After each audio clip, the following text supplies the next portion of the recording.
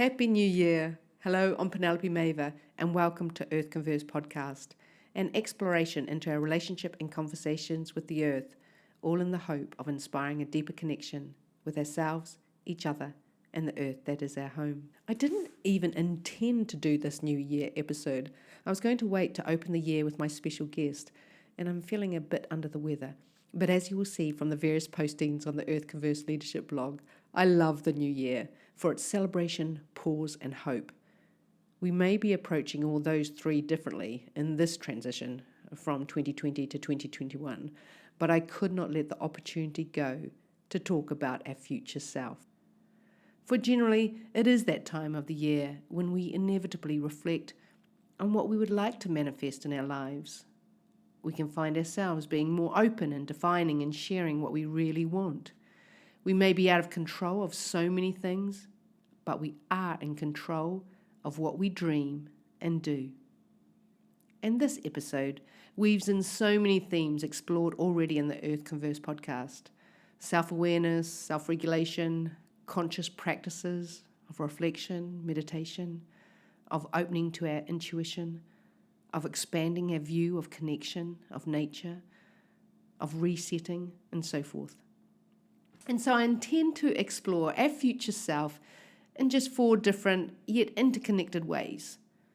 Of course, there are unlimited ways to our future self, but these 4 are: first, a visualization, drawing from sports psychologist Charlie Unwin; a future self and planet contemplation, inspired by meditator Tara Brach; a reflection inspired by Sufi Poet Hafiz; and I finish with my own musing on resolutions are like puppies.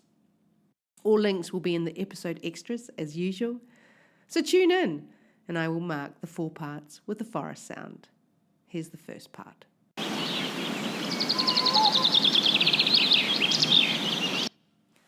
So visualization. You may have picked up that I like sports metaphors, something I was able to nurture by being a leadership consultant with performance consultancy Lane 4. One of my colleagues at the time, Charlie Unwin, ended up the performance psychologist for the Great British Skeleton team, and his 2017 TEDxHolyhead talk is about the secret imagination of elite performers. As he says, visualization, imagery, or mental rehearsal is a key quality in high performers, helping them to guide their focus and control and learn skills quicker and more accurately, as well as to manage their expectations. For the brain, thinking is the same as doing. It uses the same neural pathways. So when we visualize, imagine, or mentally rehearse, and the more we do it in engaging all our senses, we internally recreate the environment in order to be able to better control the reality of being there. He talks about how working with skeleton athletes shone a light on the profound importance of being able to prime our brains. Skeleton is this crazy winter sport in which a person rides a small sled, known as a skeleton, bobsled or sleigh, down a frozen track while lying face down and head first, like their chin about an inch above the ground. They reach up to speeds like 130 kilometers an hour or something, and they hurtle around corners experiencing the same force as fighter jet pilots, all while reserving the spare mental capacity to drive the sled to pinpoint accuracy. The thing is this isn't their only challenge, believe it or not. Because of the pressures of their body, they only get the opportunity to slide 2 or 3 times a day. So 2 or 3 minutes of physical training every day. So visualization isn't just something that adds value to training, it's something that becomes essential for them. They spend hours visualizing and recreating it so their body remembers those micro movements. The brain doesn't distinguish between thinking and doing. That is some power to contemplate.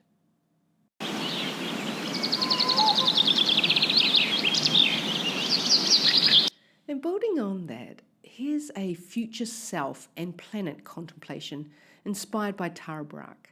As you will know from episode 5, I so appreciate Tara Brach's work, and I love her future self meditations, which you can find on her website, tarabrach.com. Basically, the future self meditation is a contemplation which reveals aspirations for our evolved future self and acknowledges that which is in us already. It's a beautiful way to start the year or the day or a moment. So if you're keen, we're just going to do it for 5 minutes. Get yourself in a comfortable position where you won't be distracted by anybody, where you can close your eyes, feel safe and relaxed.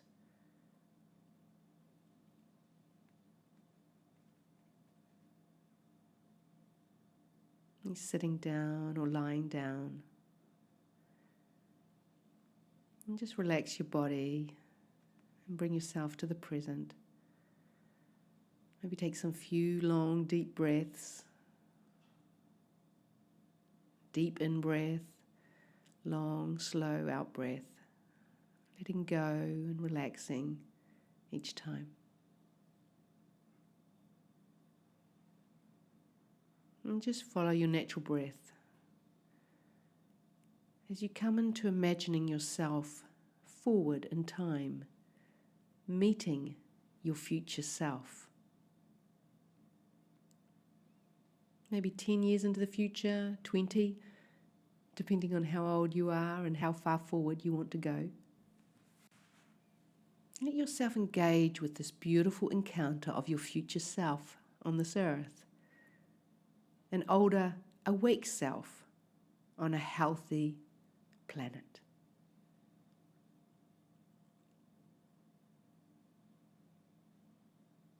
See what society you're living in. Your home.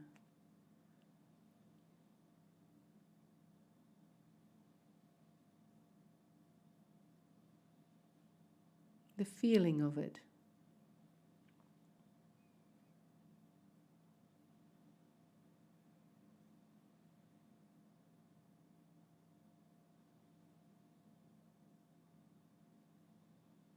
And what you look like.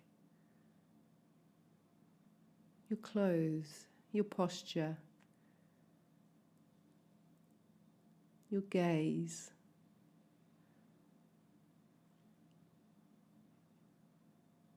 The feeling of your presence.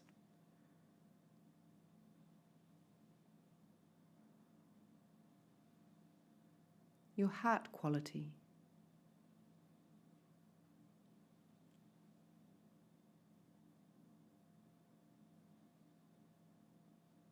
The way your future self looks at you.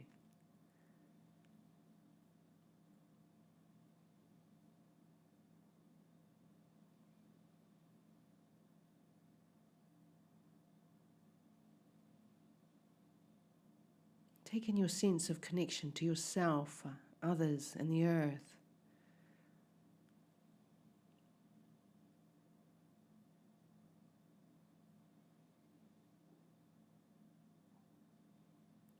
What might you let your future self know about what's going on in your current life?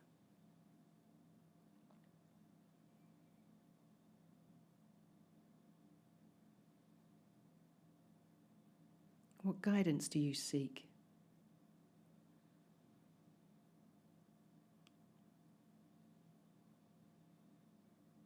And see if there's any message your future self wants you to leave with that will serve you right here tonight, this new year, this moment of your current life.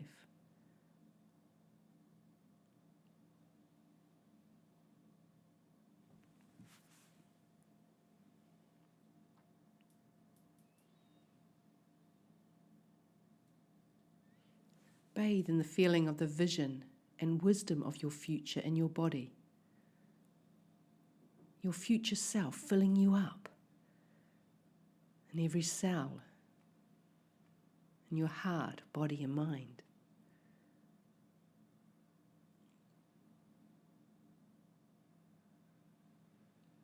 Luxuriate in the light and warmth of this knowing.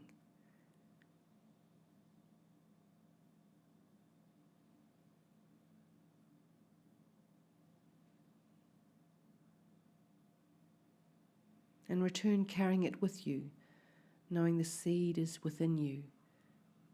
You just have to remember and connect with your awakened heart mind.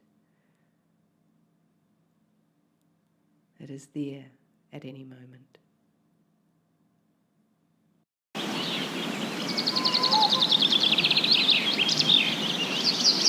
And thirdly, as you know, I love poetry, and here's another way to think of our future self, this time inspired by the words of Sufi poet Hafiz. Ask the friend for love, ask him again, for I have found that every heart will get what it prays for most.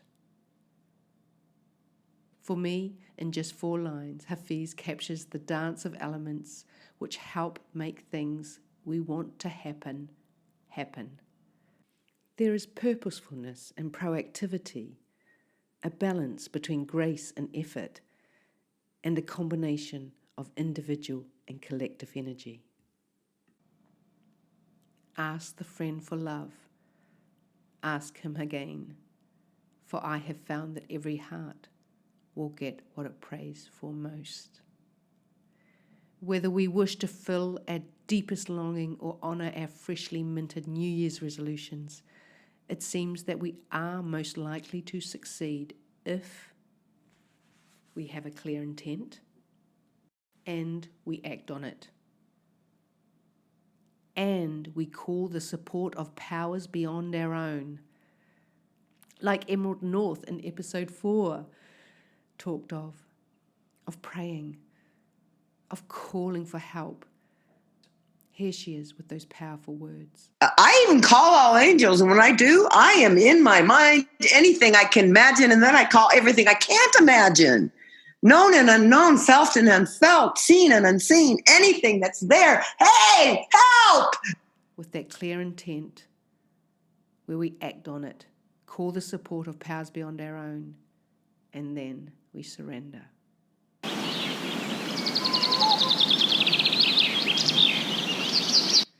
And fourthly, a view on resolutions, a resolve towards our evolution. And I have the view that, like the slogan, a puppy is not just for Christmas, resolutions aren't just for the new year.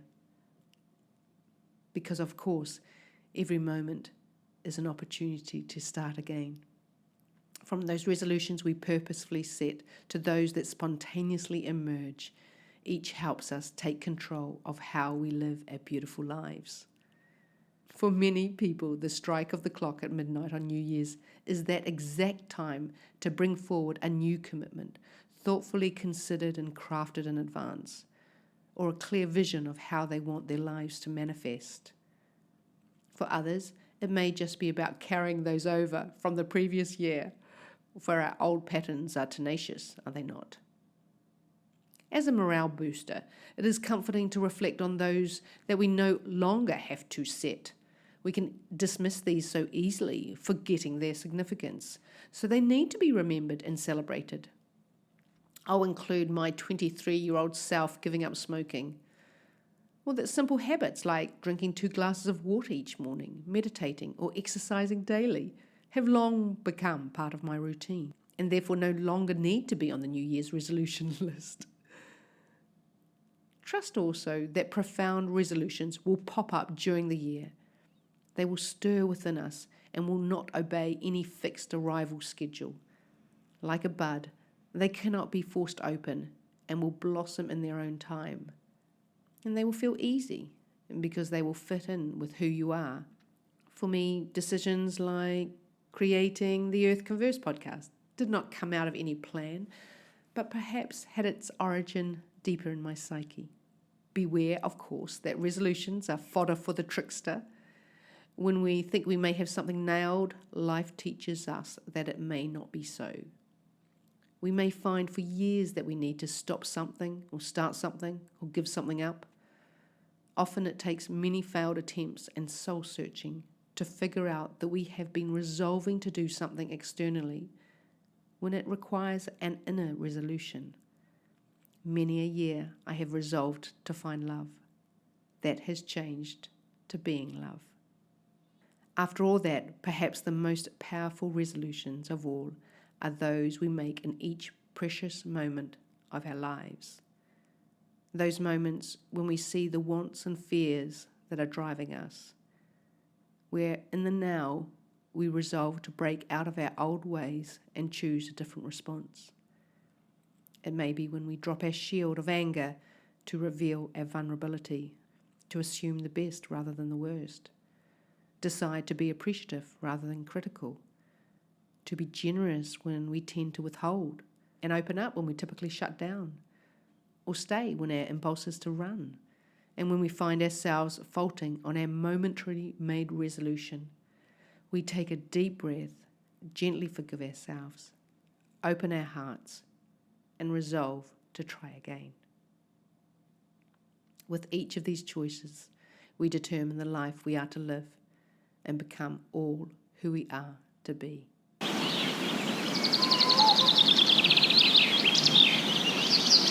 Well, I hope your current self feels pretty good as it sets off in this new year.